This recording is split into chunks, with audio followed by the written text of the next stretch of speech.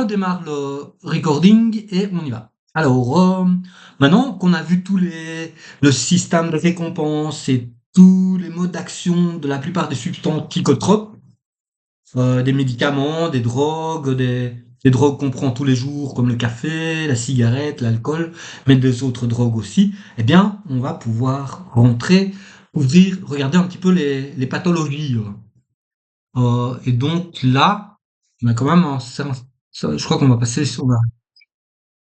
Oui, il est fait, il est en route. Donc, on va s'occuper des pathologies.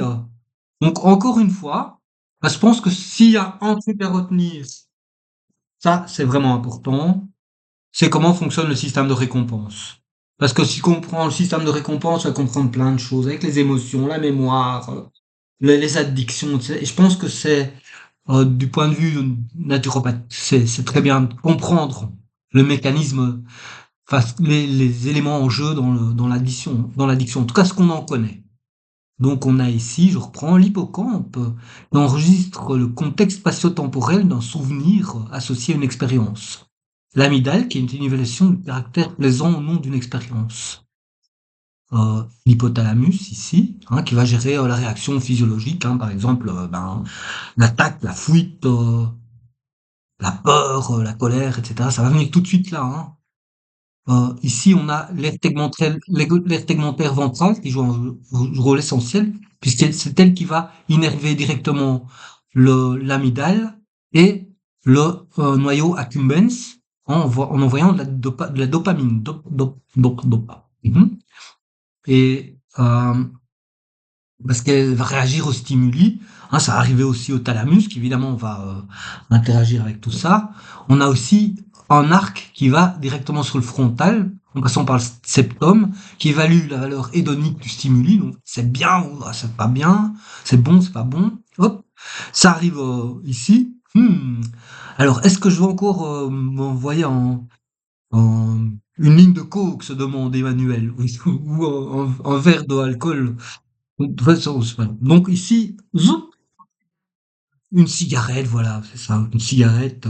Et hop, ici, ça va se demander, euh, allez, ici donc, le glutamate, c'est excitant ça, donc je vais exciter mon noyau ici, ou envoyer, non, non, non, non, ça je le fais pas, je vais faire autre chose. Non, ça c'est bien, je vais le faire. Allez, hop. Ça arrive ici au noyau accumbens qui évalue la valeur hédonique d'une action, la motivation pour effectuer une action. Et donc tout ça, c'est de nouveau en relation avec l'hypothalamus et avec tout le reste. Donc c'est comme ça qu'on va décider ou non de faire une action. Donc c'est vraiment ce qui se trouve au cœur de l'addiction et du système de la récompense. Le système de la récompense. Le circuit de la récompense. Parce qu'en fait, le circuit de la récompense. Ok. Et maintenant, on va regarder. Maintenant, voilà. Maintenant, on a vu toutes les substances, hein, tout ce qu'on a vu là. Euh, donc, c'était un sacré paquet. Maintenant, on s'y retrouve mieux. On reviendra quand il faut. On a vu ici le mode d'action des produits, des drogues. Hein, voilà. Ici, les opiacés qui agissent ici. Les tegmentrel ventral et le noyau accumbens sont bien au milieu de tout ça, hein. Voilà. Donc, c'est bien de savoir où ça agit. Et puis maintenant, on va regarder les pathologies.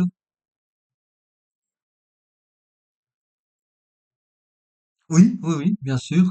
Donc ça, c'est un schéma hein, qui montre un petit peu euh, la nicotine et l'alcool agissent ici.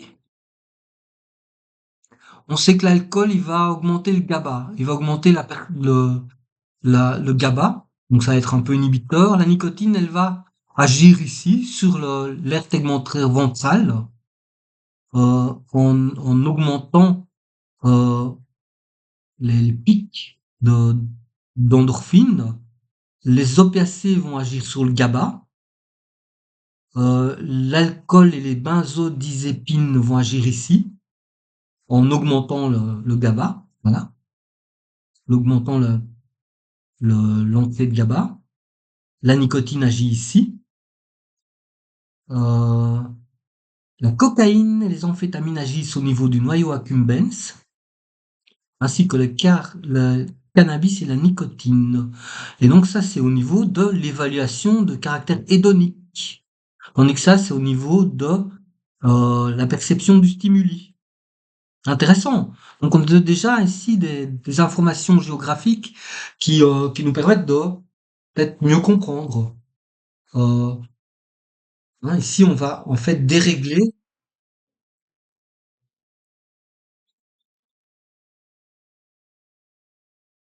En fait, c'est un diagramme que j'ai trouvé dans la littérature qui explique où agissent exactement, d'après ce qu'on a pu étudier, dans ce système de la récompense. Donc là, on a l'aire tegmentaire ventrale. L'aire tegmentaire ventrale, c'est celle qui euh, analyse le stimuli. C'est la perception du stimuli. Donc, on peut réduire la perception du stimuli avec la nicotine ou l'augmenter, enfin varier cette perception avec les opiacés, avec la nicotine, l'alcool. Et puis ici, les cocaïnes, amphétamines, cannabis et nicotine agissent plutôt sur l'évaluation, si c'est bien ou si c'est pas bien, sur l'évaluation du caractère hédonique. Ça donne déjà une bonne idée. C'est intéressant de savoir que déjà on a des éléments comme ça de compréhension du mécanisme de ces produits au niveau vraiment dans le cadre de, du système de la récompense, hein, dans le cadre du système de l'addiction qui est ici. Hein. On a une autre vue ici. Là, c'est le même système. On voit que l'aire tegmentaire ventrale a vraiment beaucoup d'importance et que les noyaux accumbens ont aussi une très grande importance et que l'amygdale, c'est vraiment trois acteurs. Hein. Aire tegmentaire ventrale, noyau accumbens, amygdale, évidemment le lobe frontal. Et on a toutes ces stimuli, substances addictives, sexe, shopping, sport, jeux, paris et bien d'autres choses qui peuvent être des informations qui arrivent là et qui vont devoir être traitées et jugées, c'est bien, c'est pas bien, j'en veux encore, j'en veux plus.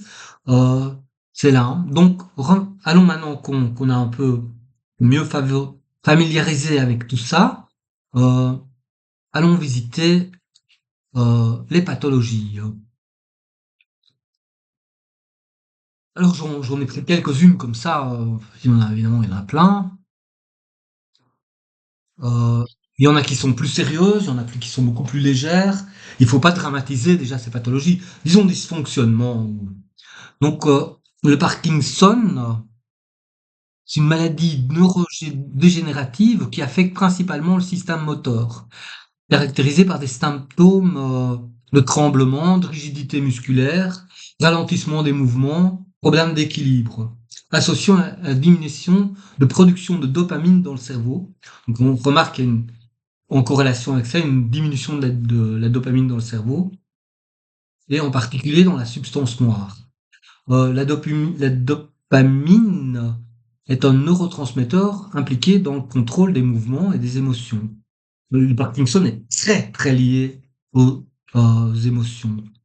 Il est très donc bien que le maladie du Parkinson affecte principalement le système euh, limbique, euh, les recherches indiquent des changements.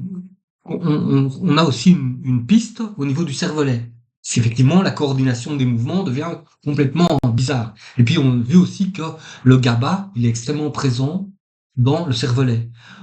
Et donc le jeu dopamine GABA est extrêmement important dans le cervelet. Et donc ça va, en fait, on va brouiller toutes les pistes. Aussi le Parkinson, comme toutes ces maladies, ce sont des boîtes noires dans lesquelles on met des symptômes et puis on essaye de trouver les causes. Hein. Donc, et donc, comme le cervelet est associé au contrôle moteur, il joue également un rôle dans le processus cognitif et du sommeil affectif. Donc, en fait, on a ces doubles pistes, le système limbique et le système du cervelet, qui sont affectés. On voit qu'il y a une diminution de la dopamine, donc une réduction de l'équilibre entre le couple GABA-dopamine, et donc on peut avoir des à-coups et des soubresauts comme ça. La deuxième maladie, qui est aussi l'Alzheimer, Alors, autant le Parkinson que l'Alzheimer sont liés à un gros choc émotionnel de départ. Ça peut être un accident de voiture ou un gros choc émotionnel, et peut tomber aussi dans l'Alzheimer. Et l'Alzheimer, ben, on perd petit à petit la mémoire, hein. C'est une affection neurodégénérative qui est caractérisée par des symptômes cognitifs et comportementaux, notamment des pertes de mémoire, des difficultés de raisonnement, des changements de personnalité, des troubles de langage. La maladie est associée à une accumulation anormale de protéines dans le cerveau, telles que des plaques de bêta-amyloïdes et des enchevêtrements de protéines tau. Ah, la fameuse protéine tau, c'est une protéine qu'on ne trouve. Là, je vais faire un saut dans la cellule. Hein, ces anomalies entraînent la mort des cellules nerveuses, une diminution de la communication entre les neurones. Bien que les causes précises de la maladie d'Alzheimer ne soient pas entièrement comprises, les facteurs génétiques, environnementaux et de style de vie peuvent jouer un rôle dans son développement. J'arrive tout de suite à la protéine tau parce que ça, c'est bien qu'on se remette ça. C'est dans la cellule, hein, et c'est dans les microtubules. Alors j'y vais.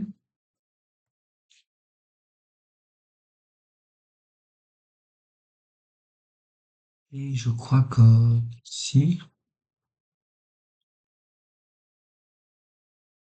il y a beaucoup à dire sur les microtubules. Et on voit ici que les microtubules qui se trouvent dans les neurones, on trouve en particulier des protéines tau, ce qu'on voit ici, qui sont associées aux microtubules et qu'on ne trouve que dans les neurones dans le système nerveux central. Donc en fait là, oui, il y a un truc hein, ici et on connaît pas le rôle exact, mais c'est un rôle très important. En tout cas, dans la maladie de l'Alzheimer, ces protéines tau sont complètement déglinguées. Euh, donc elles jouent un rôle ici. On ne connaît pas, on peut supputer sur beaucoup de choses ici, mais ça joue un rôle. Et je reviens ici. Et moi, j'ai pas eu de chance. Mon grand-père avait le Parkinson, ma mère est partie avec l'Alzheimer, quoi. Et effectivement, c'est, c'est terrible parce que, en fait, elle habitait dans un appartement où il y avait énormément de livres, énormément de bibelots, d'objets. Et en fait, elle lisait énormément, elle avait une activité, elle travaillait sur son ordinateur, elle avait déjà plus que 80 ans, tout se passait très bien, elle, euh, elle marchait, elle dansait parfois jusque très tard dans la nuit. Encore au mariage de ma fille, elle a dansé jusqu'à 4 heures du matin, elle était en pleine forme. Et en fait, ce qui s'est passé, bon, elle avait eu des gros chocs émotionnels parce que j'ai une sœur et un frère qui sont morts. Donc, perdre ses enfants, c'est des gros chocs. Et donc ça s'est passé, à mon avis, c'est le fait choc de la mort de ma sœur qui, qui a fait que elle a pas tenu à ça, quoi. Et aussi, tout d'un coup, il y a quelqu'un qui est venu, il a nettoyé son appartement, il a vidé tout l'appart. Et donc elle dormait sur le balcon, tu vois, elle avait plein de repères comme ça.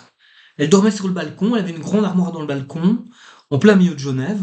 Elle avait plein de bouquins, elle lisait énormément, elle faisait plein de trucs, elle était une vie active. Et tout d'un coup, quelqu'un est venu et a tout nettoyé, tout vidé. Et puis il a mis un écran plat au mur, et, euh, et puis voilà, et puis elle a perdu ses repères. Ça, c'est une chose. Et puis aussi, en dormant sur son balcon, un matin, elle s'est levée, elle a ouvert l'armoire. Il y avait sur le balcon, il y avait un nid de guêpe. Et elle a pris 150 piqûres d'abeilles. Bam, bam, bam. Piqûres de guêpe. Euh, et donc, il y a eu ça.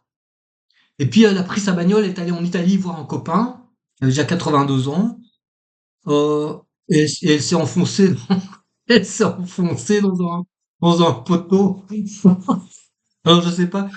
Bon, tout ça faisant, jouant ensemble, ça a été un peu la goutte qui a fait déborder le vase et tout d'un coup, elle a arrêté de commencer à mettre les affaires qu'on met dans l'armoire, dans le frigo, à, voilà, plus savoir désigner les objets, plus moins reconnaître les gens, plus savoir ouvrir son ordinateur, enfin, tout est partait en eau de boudin, quoi. Et puis, et puis à la fin, ben, elle se souvient même plus de ton nom, quoi. Elle sait que t'es quelqu'un de sympa qu'elle connaît, tu vois, mais c'est tout. Euh, et un des derniers souvenirs que j'ai d'elle, c'est qu'elle était en Espagne et on pouvait pas lui apporter à boire, évidemment. Elle adorait le vin. J'ai pris une pipette, une paille que j'avais cachée derrière mon dos, avec du vin. Et je lui ai donné du vin à boire, comme ça, à goûter, tu vois. Et elle avait un immense sourire, comme ça. C'est bon! Donc, en fait, tu te souviens que des trucs essentiels, quoi. Que des trucs essentiels, le reste, on t'en fout. Parce que les noms, les dates de naissance, si c'est ton fils, ta fille, on a rien à foutre, c'est l'état civil, quoi. Mais si quelqu'un est gentil, si le vin est bon, ma foi, tu vois, ça, c'est des choses importantes. Et donc, en fait, c'est, enfin, voilà. Et puis, il y a le syndrome de Williams. Alors, j'ai une petite vidéo, mais je vais pas la passer, parce que, bon. Mais c'est le type qui a c'est la personne qui a son hémisphère droit hyper développé par rapport à l'hémisphère gauche, et donc est hyper social, hyper gentil, hyper chiant, et qui, évidemment, donc il y a toute une inhibition de la partie gauche, et donc il a un comportement hyper social, hyper sympathique et hyper chiant. C'est l'ami chiant qui va jamais te lâcher, tu vois. C'est le syndrome de William. Et évidemment, ça provoque des bagarres, ça provoque. C'est énervant d'avoir des amis comme ça. Euh, et, et donc j'ai mis un petit lien vers un morceau de film parce que c'est vraiment trop drôle. Mais comme si on a le temps, je le passerai. Mais sinon, on doit avancer parce qu'on a. hum, Mais si je vais le passer, tiens. Attends. Syndrome de Williams. Je suis sûr que je l'ai. Euh, Ah mais non parce que. Euh... Ouais, je. Non, je vais pas le passer. Euh, Parce qu'on va rester concentré sur ça. La bipolarité. Les bipolaires, il y en a plein. Et c'est quelque chose assez incroyable. C'est des gens qui commencent à être super heureux, c'est la pluie après le beau temps, comment dire,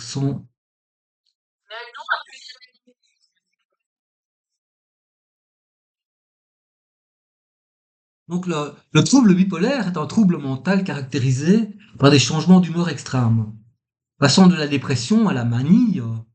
Les symptômes incluent souvent une tristesse intense et des périodes d'euphorie, pouvant avoir un impact sur la vie quotidienne. Les traitements impliquent souvent des médicaments et une thérapie.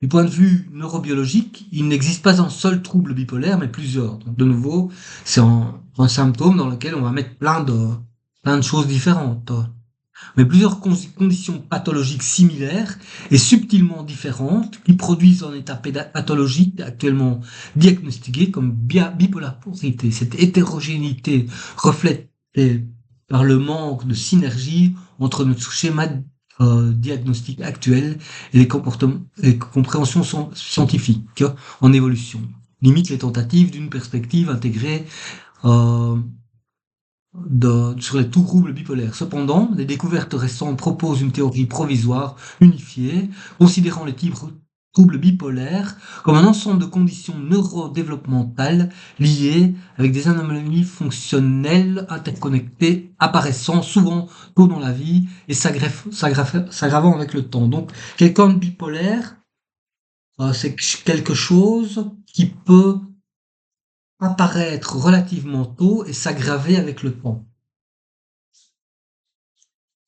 Les études ont montré la perte accélérée de volume dans les zones cérébrales essentielles à la régulation de l'humeur et les fonctions cognitives, ainsi qu'une dysrégulation des interactions gliales neuronales. Ah ah!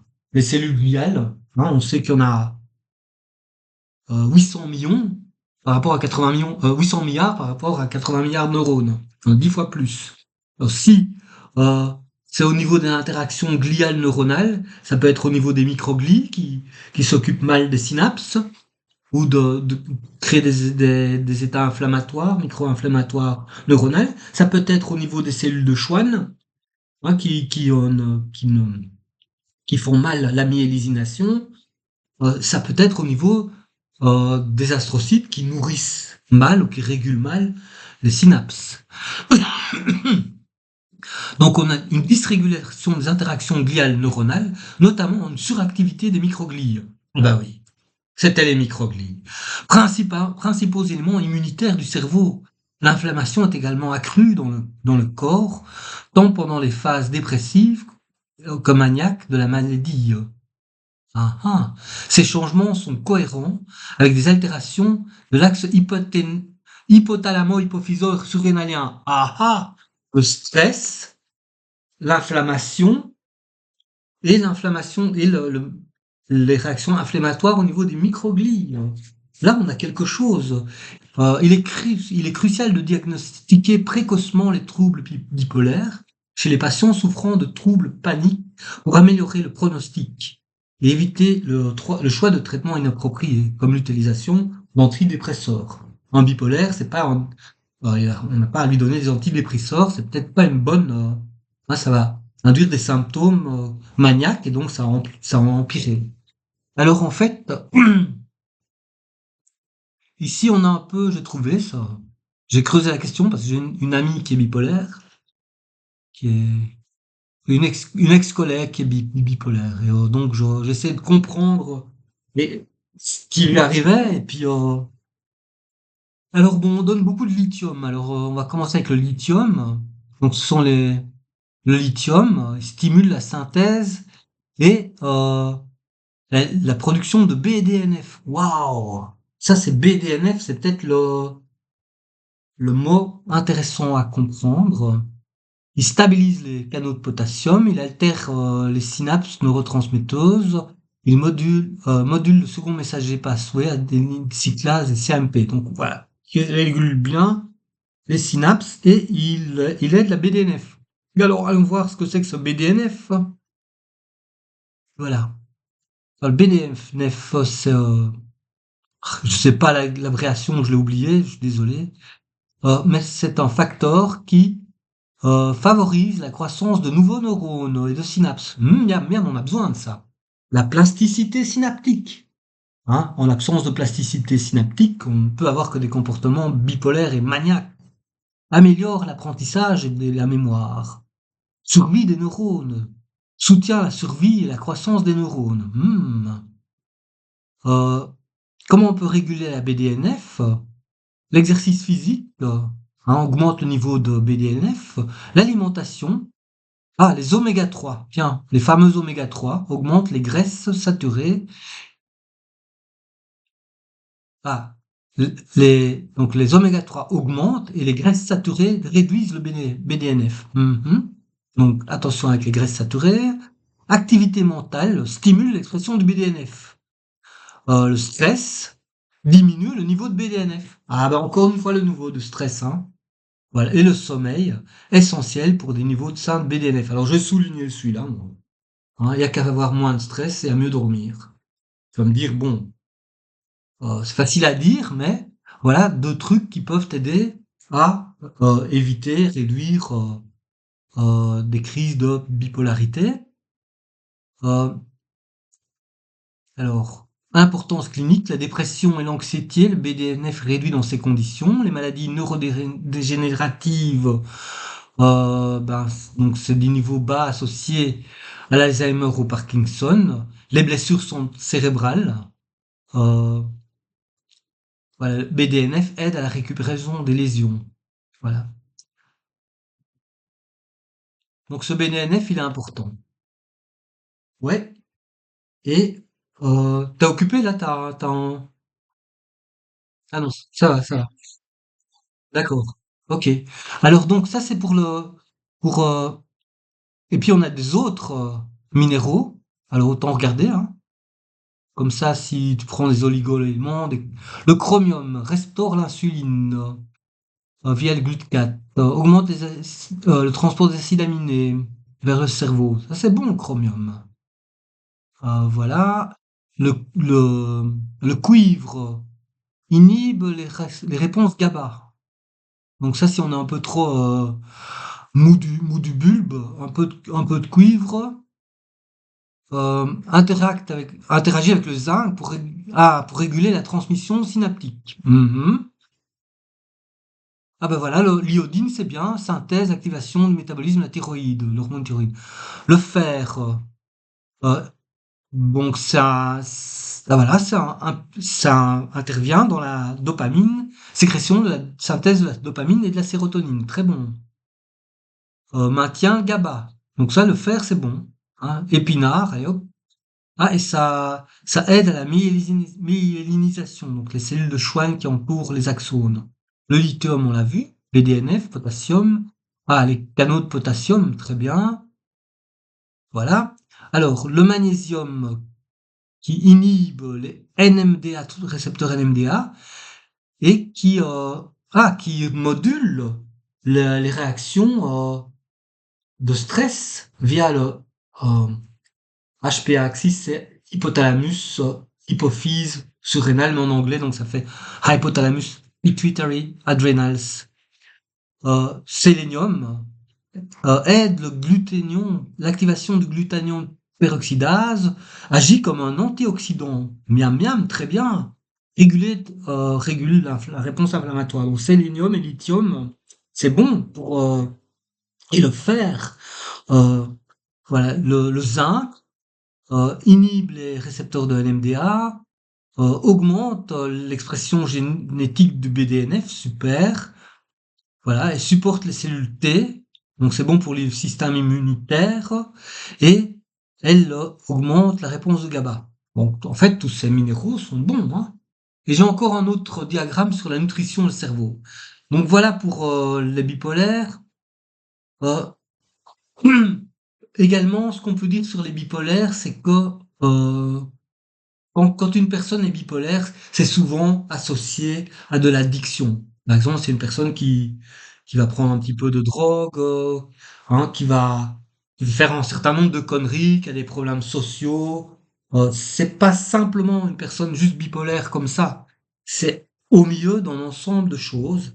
Et si c'est une personne qui a parfois des épisodes internement psychiatrique et puis retrouve la vie normale et puis voilà, c'est souvent ça arrive que c'est des personnes comme ça et donc en fait si tu traites une personne comme ça au niveau comme un naturopathe, en fait il faut il y a tout un travail d'accompagnement et la dynamique c'est d'une dynamique où cette personne doit reprendre confiance en elle-même, retrouver ses marques par rapport à sa famille, à son environnement, et retrouver le chemin, parce que quand tu as une crise de bipolarité, eh bien, tu vas pouvoir apprendre à gérer ces crises ou à les éviter par ton, la qualité de vie et tes attitudes. Et donc, c'est un apprentissage que le naturopathe peut accompagner, parce que le naturopathe, c'est souvent il faut le dire, c'est souvent un psychologue, hein, et c'est souvent celui qui va faire le boulot psychiatre et du psychologue parce que personne ne va pas là. Elle va aller parce qu'elle a des ballottements, elle va aller parce qu'elle a des crises parce que voilà, elle est énervée, et elle va aller voir quelqu'un qui va lui faire un petit massage ou quelque chose comme ça. Et donc, dans ton boulot, tu es souvent, en fait, va être amené, ou tu es souvent amené, à être confronté à des situations relativement dramatiques, et il faut savoir euh, conseiller la personne, peut-être d'aller consulter, mais également conseiller en nutrition et aider à retrouver ses marques. Parce qu'une personne qui est bipolaire et qui retrouve ses marques, qui retrouve cette zone de confort, plus souvent, ou retrouve le chemin de sa zone de confort plus facilement, peut revenir sur, euh, peut revenir à la santé en fait. Voilà, à éviter ces crises. Et puis on va arriver maintenant, on va parler de la schizophrénie. Je vais juste prendre de quoi boire, un petit verre.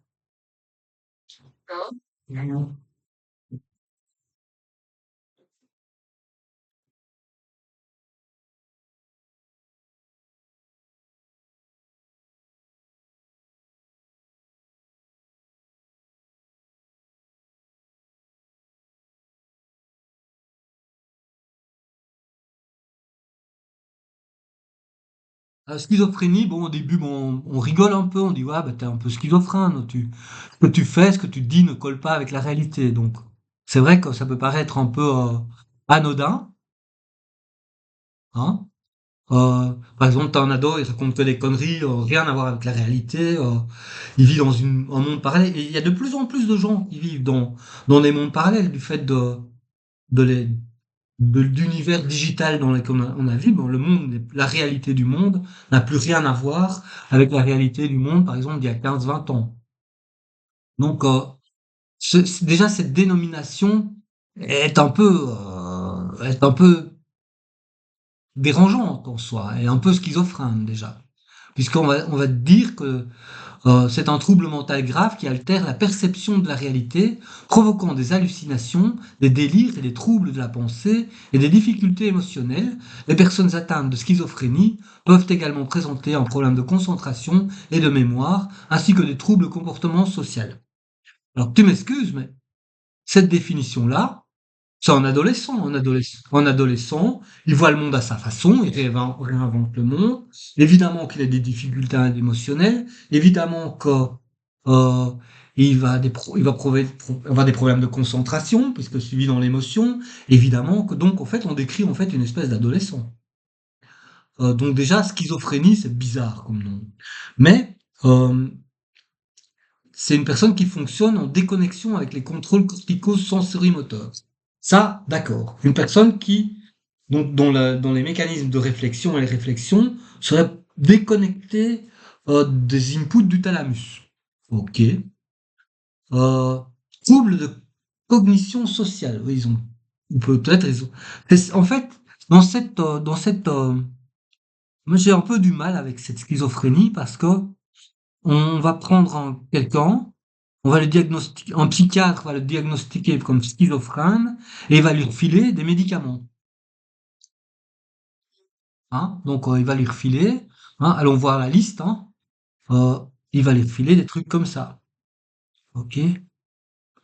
Il va lui refiler des antipsychotiques, des neuroleptiques, hein, des, des trucs, il va lui refiler des médicaments. Et des antidépresseurs et des anxiolytiques. Donc il va lui refiler ça, ça, ça, ça, ça, ça, ça, ça, non, ça, pardon, ça. Ok. Mince. Alors ouais, voilà, donc tu vas te retrouver avec un adolescent ou un jeune homme ou quelqu'un qui est dans sa crise de la quarantaine, tu vois, ou une femme qui a un burn-out, je sais pas, quelqu'un, oui.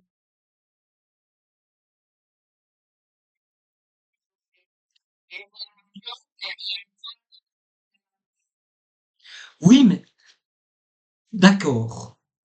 Alors, moi, ce qui me dérange avec cette maladie, c'est que, avec ce, avec ce syndrome, c'est que dans le monde où on vit, c'est un peu difficile où il y a une telle diversité d'interprétation des connaissances et de représentation du monde, mais en fait, en quelque sorte, tout le monde est schizophrène. Il y a personne qui a une vision qui correspond à la réalité. Il y avait des, il doit y avoir des extrêmes partout. D'ailleurs, on vit une société remplie d'extrêmes. Donc, et c'est le propre de l'adolescence. Je veux dire, si un gamin de 16 ans ou de 15 ans ne raconte pas des conneries, quand est-ce qu'il va les raconter?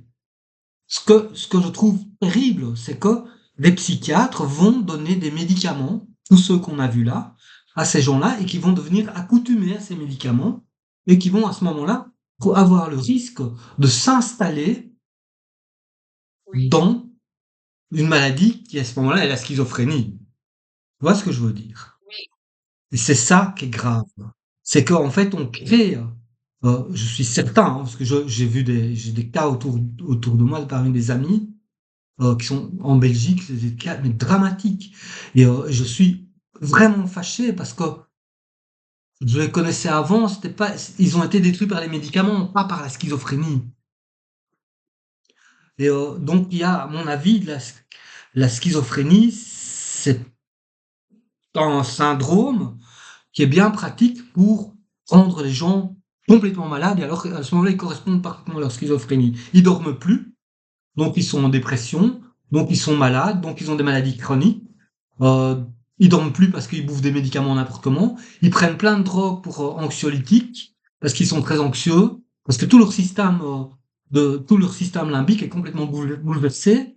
Et donc en fait, ils sont en permanence dans une espèce de comme une espèce de machine à laver, en train de digérer des médicaments extrêmement dangereux, extrêmement graves, extrêmement nuisibles pour la santé, et ils se font dans une boucle de malades. À mon avis, la meilleure chose à faire avec ces gens-là, c'est de les amener dans les bois, hein, qu'ils soient pris en charge dans des communautés où ils sont détoxiqués et où ils sont pris en charge avec, euh, avec bienveillance dans des environnements où ils doivent reconnecter avec le travail, parce qu'en plus ces gens-là, une fois qu'on les a diagnostiqués schizophrènes, bah ils peuvent plus travailler, ils peuvent plus aller à l'école, ils doivent plus rien faire, ils sont malades, donc en fait il y a une justification qui font qu'ils sont de plus en plus, ils s'enfoncent là-dedans et ils en sortent jamais.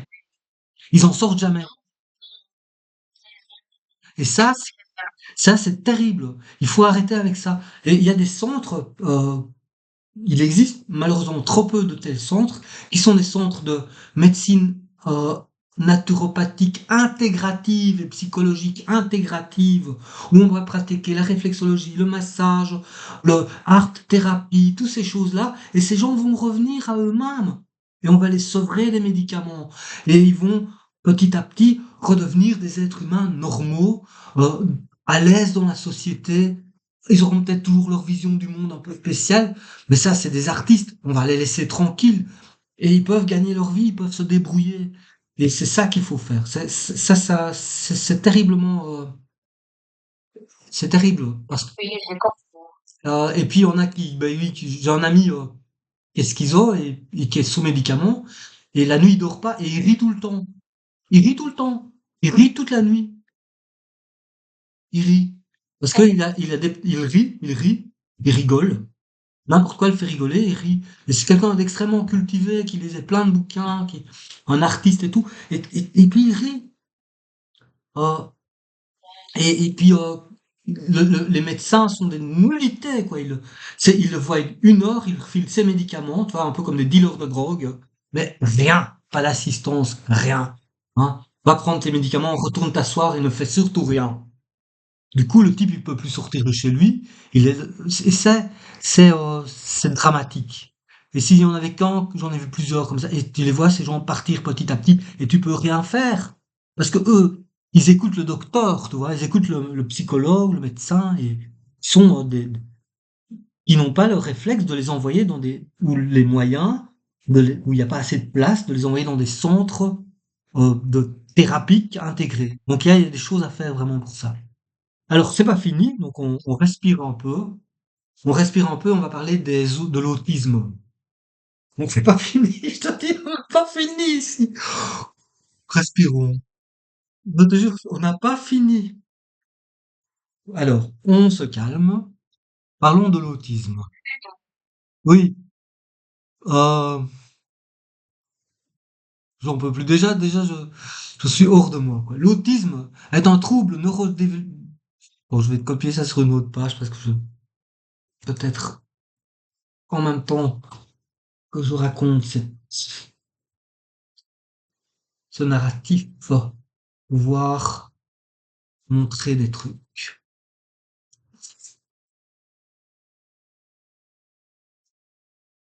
Ah, bon, alors l'autisme est un trouble neurodéveloppemental qui affecte neurodéveloppemental, donc c'est pendant le développement. Et le développement, il se produit pendant la période périnatale. C'est quelque chose, l'autisme, c'est quelque chose que tu as à la naissance, ou au moment de la naissance, aux alentours de la naissance, quand se finalise ton cortex, ton néocortex en fait. Hein, c'est une maladie du néocortex qui affecte la communication, le comportement social et les interactions sociales. Il est caractérisé par des schémas de comportement répétitifs, des intérêts restreints et des difficultés à comprendre les signaux sociaux et émotionnels. Les personnes atteintes d'autisme peuvent présenter une grande variété de symptômes, allant de légers à sévères. Et chaque individu peut être unique dans sa façon dont il présente les symptômes. Les signes d'autisme peuvent apparaître dès les premiers mois de la vie, mais le diagnostic est généralement posé autour de l'âge de 2 ou 3 ans, ou parfois beaucoup plus tard. Et j'ai une amie psychologue au Kyrgyzstan, et elle me raconte qu'elle reçoit parfois des parents, tu vois, des jeunes parents qui ont un enfant, tout va bien, un petit bébé, tu vois, il a 2, 3 ans, c'est le plus beau bébé du monde et tout va bien, puis tout d'un coup, il commence à faire les choses comme il faut pas. Et ça s'aggrave. Et puis il arrive à être diagnostiqué d'autisme. Euh, et ça, c'est des moments terribles, hein, tu te rends compte, bon, ouais, ça, il va pas pouvoir parler, ou il va pas pouvoir marcher normalement, bouger normalement, et c'est dramatique. Mais il y a évidemment, j'ai mis l'Asperger à part parce que c'est quelque chose de beaucoup plus sophistiqué et de moins dramatique que l'autisme qui est détecté dès le plus jeune âge où effectivement l'enfant ne pourra pas parler normalement ou fera toujours des mouvements comme ça. Ça veut pas dire qu'il sera malheureux, mais ça va être un enfant très heureux, mais il va faire des mouvements. J'ai vu dans le train récemment entre l'Espagne et la France, et c'était alors ils se sont assis par terre dans le train parce qu'il y avait la maman, la grande sœur et le frère qui était autiste. Et lui, il faisait comme ça, tout le temps. Et il était content qu'elle faisait comme ça. Mais tu dis pas de mouvement. Il était content. Il faisait il faisait le pique-nique par terre. C'est-à-dire que ben voilà, tu dois vivre différemment quand tu as un autiste sérieux comme ça dans la famille ça va faire plein d'implications, énormément d'implications. Euh, Parce que ce qui s'est passé, c'est que je reviens ici, ici. Là, je blague pas du tout, hein, c'est pas une blague, hein. C'est que ici, tu as le néocortex, hein, ok? Là, pour une fois, on a le frontal de ce côté-ci. Et donc, on a 80 milliards de neurones et ils vont s'organiser ici, tu vois, ils vont monter dans le néocortex, il y en a peut-être 50 milliards, si on regarde les autres pour les autres systèmes. Ils vont monter, ils vont faire des coups, tu vois, comme des artistes montent sur le chapiteau, ils sont organisés en colonne, tu vois, en colonne, hein, et ils vont monter entre le 7e mois et le premier mois et demi après la naissance, ils grimpent, ils grimpent, ils grimpent, c'est-à-dire que les axones se prolongent, hein. Tu vois ici les axones. Et puis ils vont monter, et puis ils sont à leur étage. Par exemple, moi je suis le premier étage. Génétiquement, c'est un neurone, je connecté pour le premier étage. Ok. Tu vois au premier, ça veut dire que je vais étendre mes dendrites, tu vois, ici, latéralement. Et quand je vais étendre mes dendrites latéralement, je vais chercher des voisines avec qui faire synapse. Et qu'est-ce qui va m'aider à faire synapse? C'est les microglies, hein. Et les neurones sont essentiels dans le cortex, c'est les neurones pyramidales, hein, pour tout ce qui est cognitif, hein. Les neurones pyramidales sont extrêmement importants. Et donc, ils vont étendre les dendrites et trouver une voisine avec qui je fais des petits synapses. Si je fais des synapses, c'est bien. Je vais rester en vie. Si je fais pas de synapses, je reste tout seul dans mon coin, je vais me racrapoter. Et puis, je vais dégénérer. Du coup, et ça, c'est à tous les étages, hein. Du premier jusqu'au 6e. Qu'est-ce qui va se passer?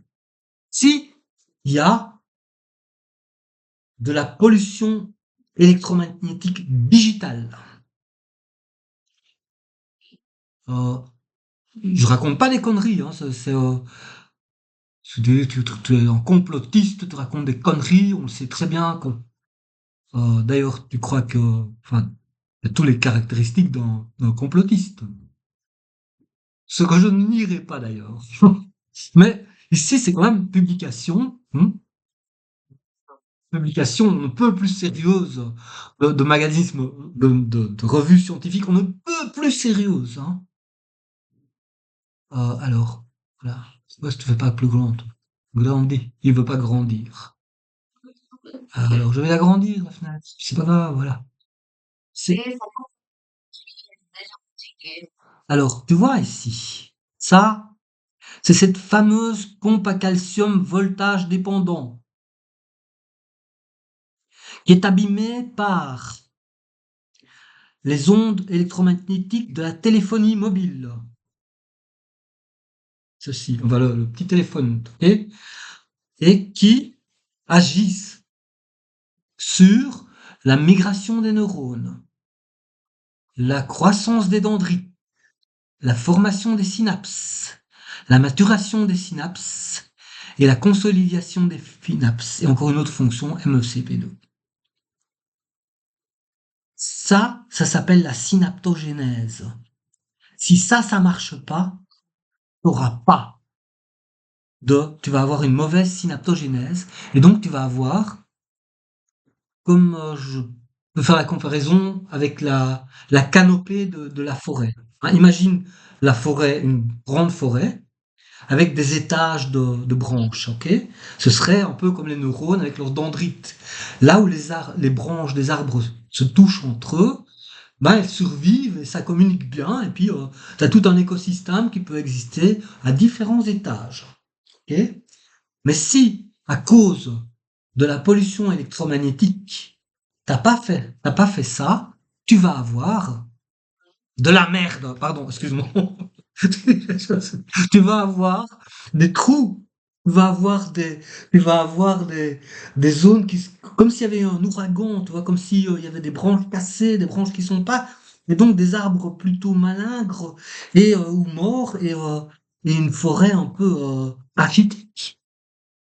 Et c'est normal que quand on part avec ça comme comme dot neuronale de départ, eh bien, au fur et à mesure qu'on va évoluer dans la vie, on ne va pas pouvoir développer les mêmes capacités d'apprentissage ou de, d'intégration de l'hémisphère gauche et de l'hémisphère droit du cerveau. C'est simplement ça. Et donc tu vas dire, oui, mais c'est... euh, alors ici, j'ai un... vu qu'on pourrait douter de ma probité, puisque quand même ça met en cause la téléphonie mobile, qui est quand même quelque chose, on n'y touche pas. Hein. Alors voilà ça, ici, j'ai un article, ok. Central causation of autism impacting six mechanisms controlling the synaptogenesis during prenatal period. Hein. Le rôle des champs électromagnétiques digitaux et des produits chimiques et de la pollution chimique dans, euh, dans ces... et aussi des mutations. C'est un article qui est pas un petit article. Déjà, c'est fait par le grand spécialiste de la question. Et si tu regardes le lien de cet article, tu vas voir qu'en fait, donc déjà, c'est dans ResearchGate, c'est un article, et c'est un article qui a, si on le regarde, là et ici, alors, là, il fait plein de pages, hein, il va parler de plein de choses, on va pas, hein, mais c'est toujours cette pompe à calcium voltage dépendant dont nous avons parlé, hein. T'as vu combien de références scientifiques il y a là-dedans?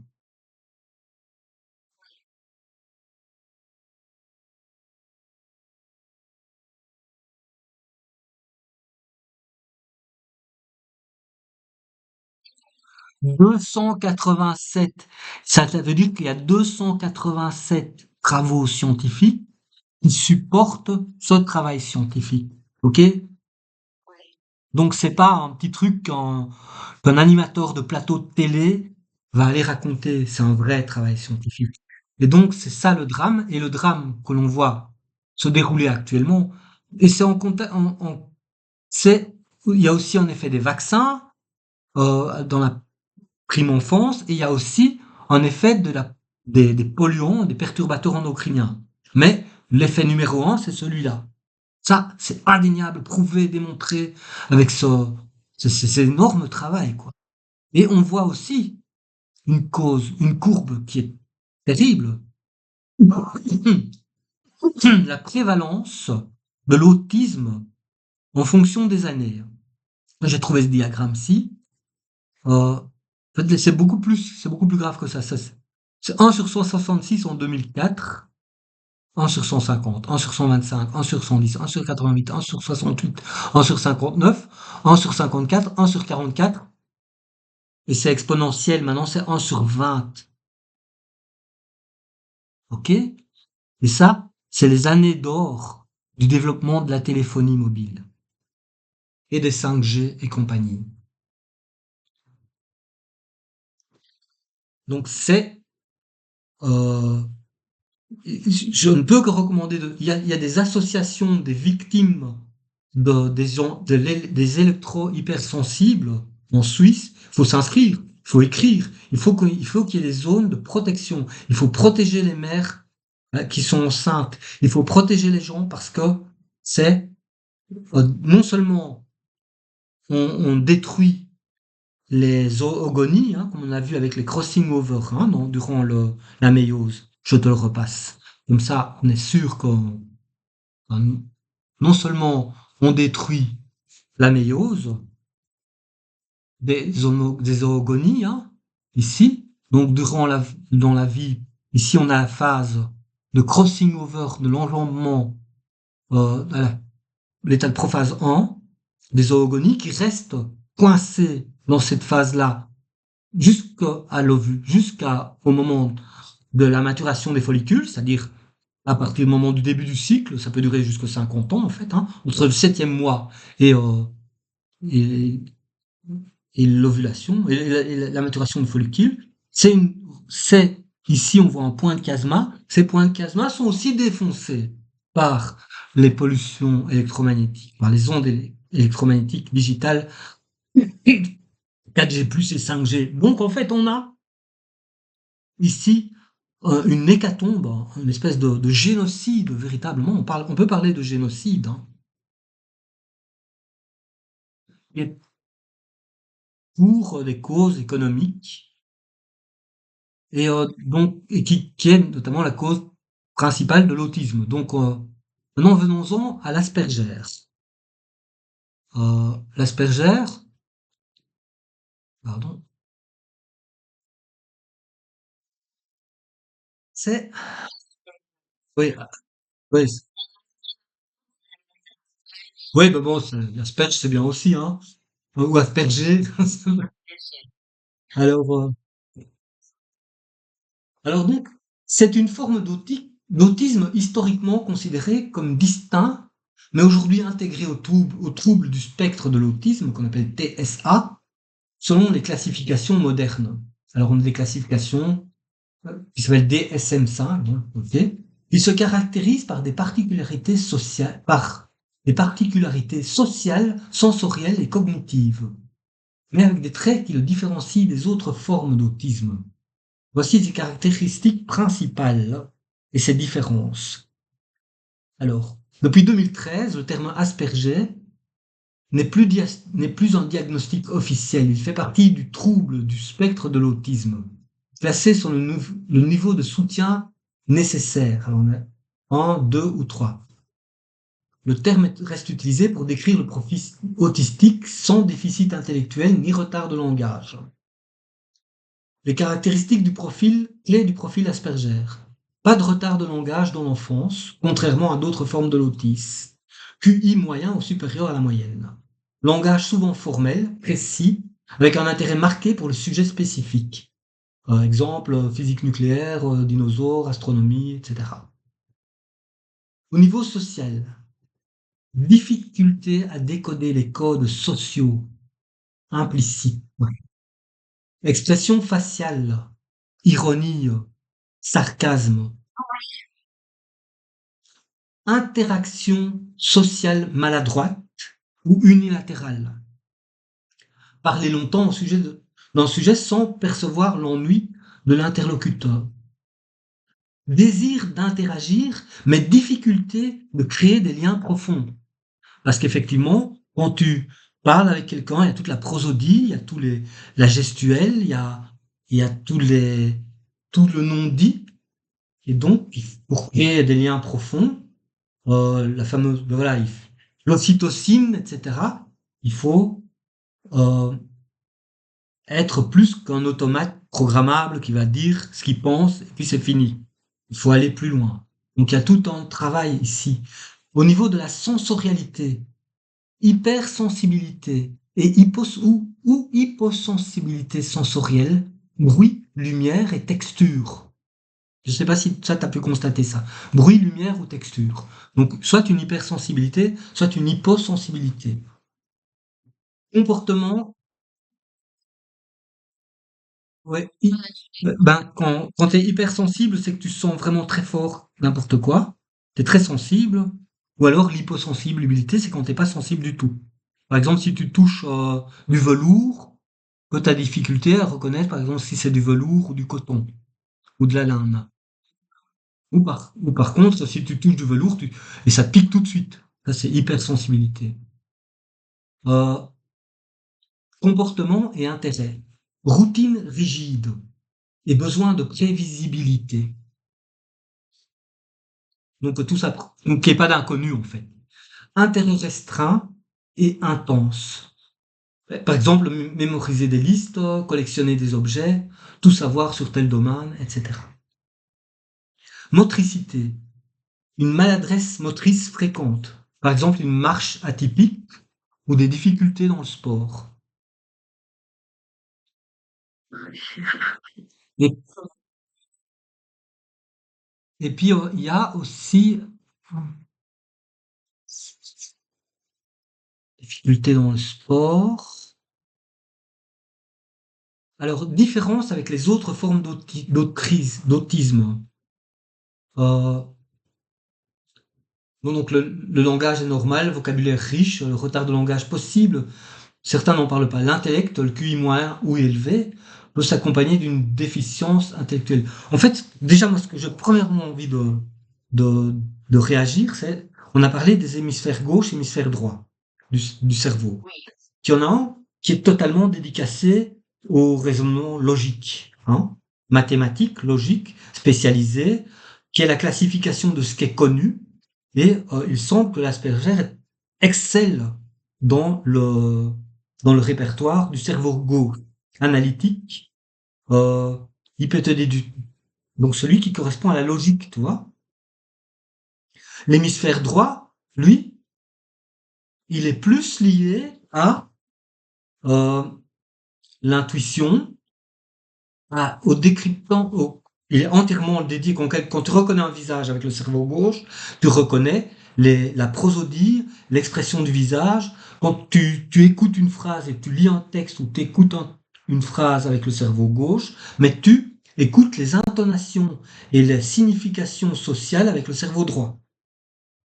Donc c'est le cerveau droit qui ne vient pas suffisamment à la rescousse du raisonnement du cerveau gauche. Donc en fait, à mon avis, pour pour traiter les problèmes éventuels de l'autisme Asperger, il faut travailler tout ce qui est relation cerveau gauche, cerveau droit.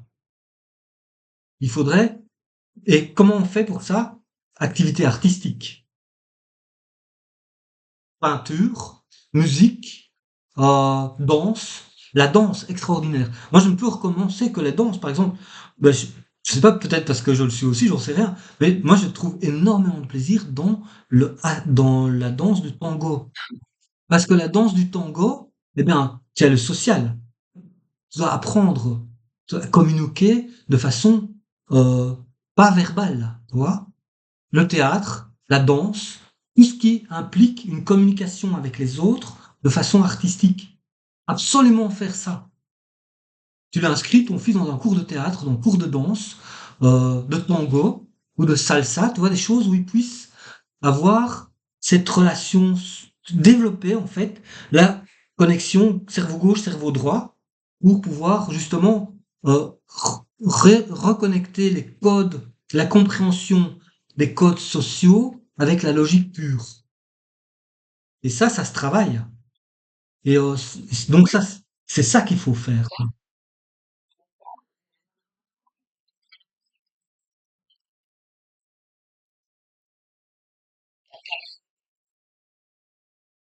Mhm,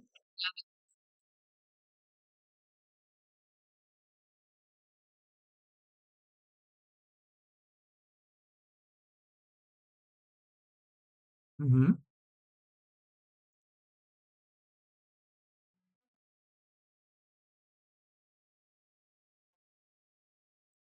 mhm.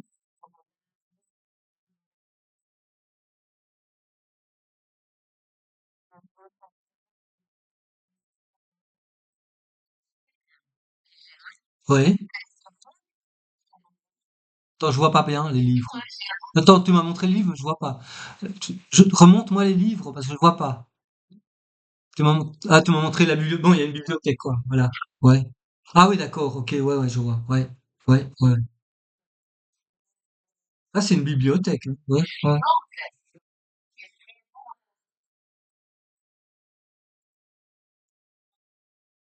ouais, ouais. Mhm, mhm.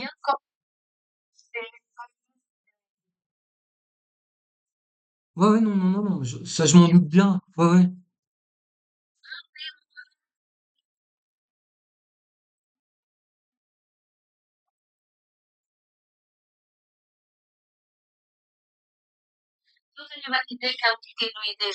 Mais tu sais, peut-être, faudrait peut-être l'inscrire dans un cours d'improvisation théâtrale. Et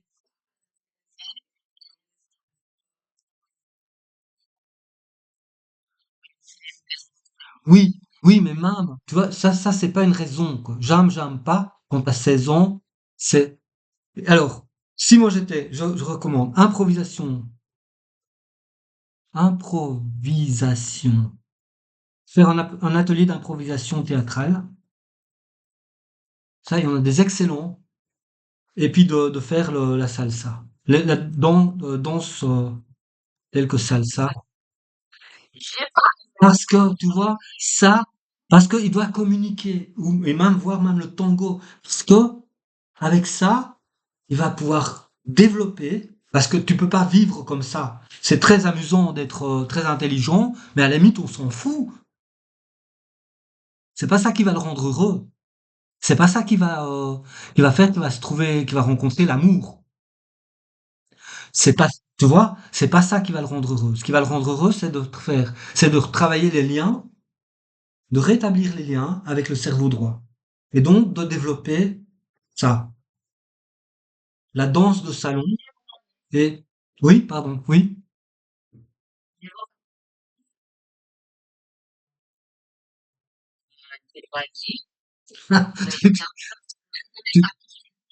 Je sais, mais tu vois, ça, c'est vraiment parce que l'important, c'est pas d'être en hyper génial qui va avoir un prix Nobel. On s'en fout.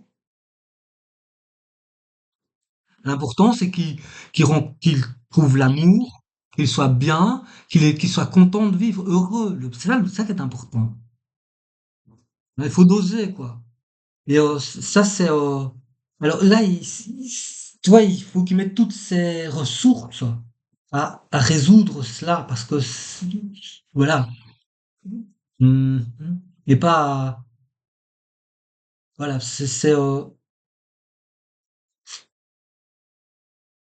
voilà, donc c'est un challenge, hein. Il y a de plus en plus de gens, donc il faut absolument faire quelque chose. C'est pas.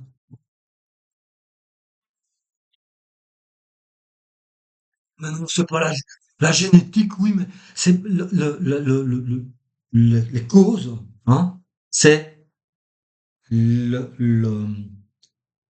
principal de cette publication. Il y a 287 références, ok? C'est 10 ans de travail. Bon, mais la cause numéro un, c'est le dérèglement des pompes à calcium dépendant, voltage dépendant, sur le processus de synaptogénèse. Point barre. Alors le reste, oui, ça a un petit peu d'influence. Mais genre, tu mets un gramme de sel dans la soupe, hein. Le reste, c'est ça. Alors, et ça augmente avec la téléphonie, ça augmente pas avec la génétique tout d'un coup. Il y aurait des tas de gens, tiens, on se serait croisés, ils auraient ce gène qui soit. Non, non, non. Et c'est parce qu'en fait, systématiquement, c'est de la criminalité industrielle, hein. On a systématiquement, on savait qu'il y avait des problèmes, mais ils ont été mis sous le tapis. On a mis des critères qui n'étaient pas les bons critères pour pouvoir développer des nouvelles antennes, des nouvelles technologies, faire ça, le business. On sait qu'il y a plein de victimes. Ben on voit c'est l'explosion de l'autisme, et c'est de l'ordre du génocide. Il n'y a pas d'autre mot. C'est un génocide assisté par les grandes entreprises de télécommunications et les gouvernements qui étaient complices. Voilà, c'est tout. Et en particulier, l'introduction de la 5G, on peut regarder ça comme ça, hop, 5G,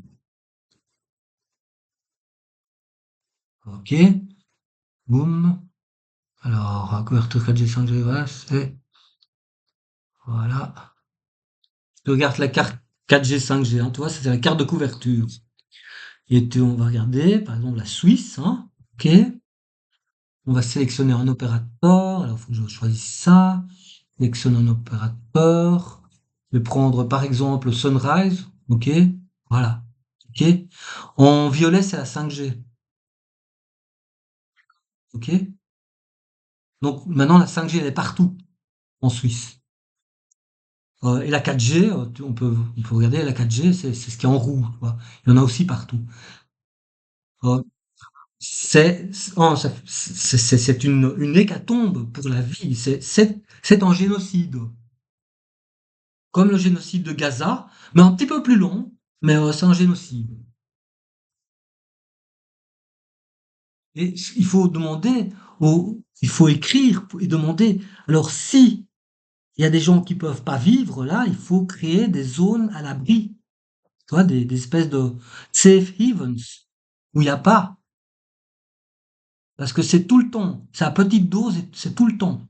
C'est une agression perpétuelle. Il n'y a pas de jour de congé, pas d'heure de congé.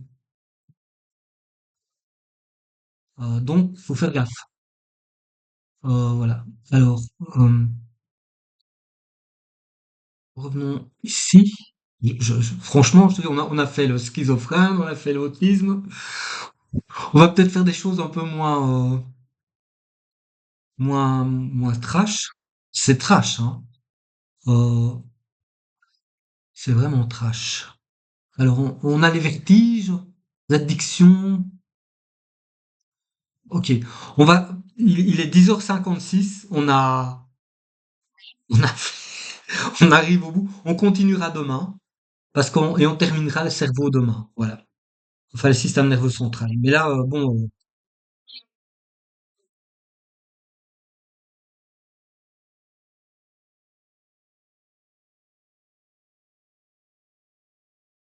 système nerveux central. Oui.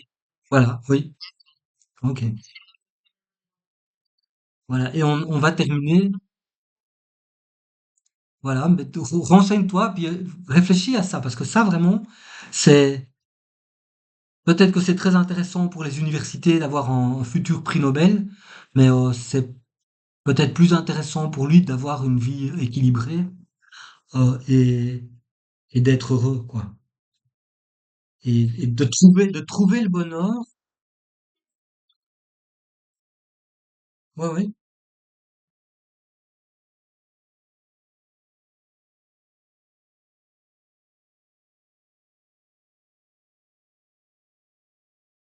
Ah ben non, bien sûr que non. Bien sûr que non. Non, non, non, non, non.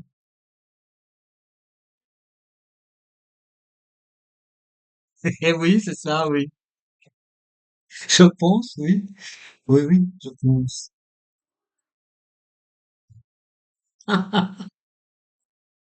Non, non, non, non, non, non. Ok. Bon, oui, à toi, on se retrouve demain. À demain, on terminera le cerveau demain. Ciao, ciao.